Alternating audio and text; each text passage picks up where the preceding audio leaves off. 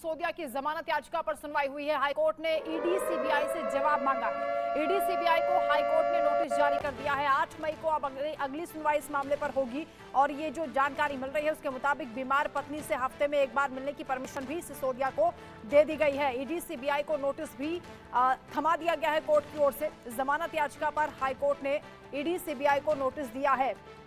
8 मई को मामले की अब अगली सुनवाई होगी। दिल्ली हाईकोर्ट में आम आदमी पार्टी के नेता और पूर्व उप मुख्यमंत्री मनीष सिसोदिया की जमानत याचिका पर सुनवाई हुई। कोर्ट ने ईडी सीबीआई को नोटिस देकर जवाब तलब किया है।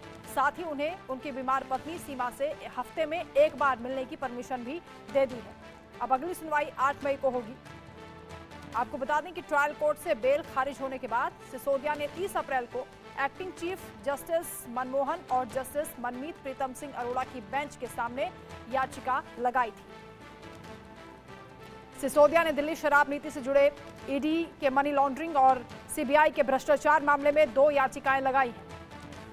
अब हाईकोर्ट ने ईडी और सीबीआई से जवाब मांगा है, नोटिस भेजा है। आपको बता दें कि दिल्ली के राउज एवेन्यू कोर्ट ने 30 अप्रैल को सिसोदिया की जमानत याचिका को खारिज कर दिया था, जिसके बाद उन्होंने हाईकोर्ट का रुख किया था। आशीष सिन्हा लीगल एडिटर हमारे साथ जुड़ रहे हैं। आशीष जी, क्या कुछ हुआ कोर्ट में, क्या निर्देश दिया गया हाईकोर्ट की ओर से?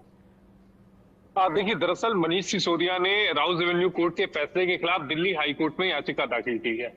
राउज एवेन्यू कोर्ट ने दिल्ली आबकारी नीति मामले में सीबीआई और ईडी दोनों ही जो मामलों में अलग अलग जांच कर रही हैं, इन दोनों ही मामलों में मनीष को जमानत देने से इनकार कर दिया था।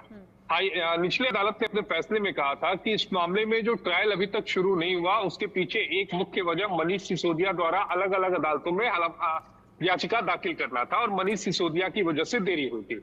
बहरहाल मनीष सिसोदिया अब इस फैसले के खिलाफ दिल्ली हाईकोर्ट आए। कल उनके वकील की तरफ से जल्द सुनवाई की मांग की गई।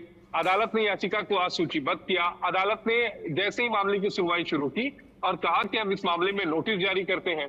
अदालत ने ईडी और सीबीआई दोनों को नोटिस जारी किया। 8 मई को इस मामले की अगली सुनवाई है, यानी उससे पहले इन दोनों ही एजेंसियों को अपना जवाब दाखिल करना पड़ेगा।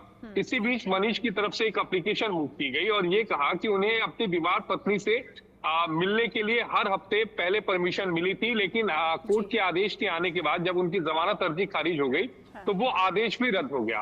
अदालत ने कहा नहीं, हम इस पर ईडी से जवाब लेंगे। ईडी ने अदालत में इसका विरोध किया। ईडी ने कहा कि अगर इनको राहत चाहिए तो ये निचली अदालत में जाए।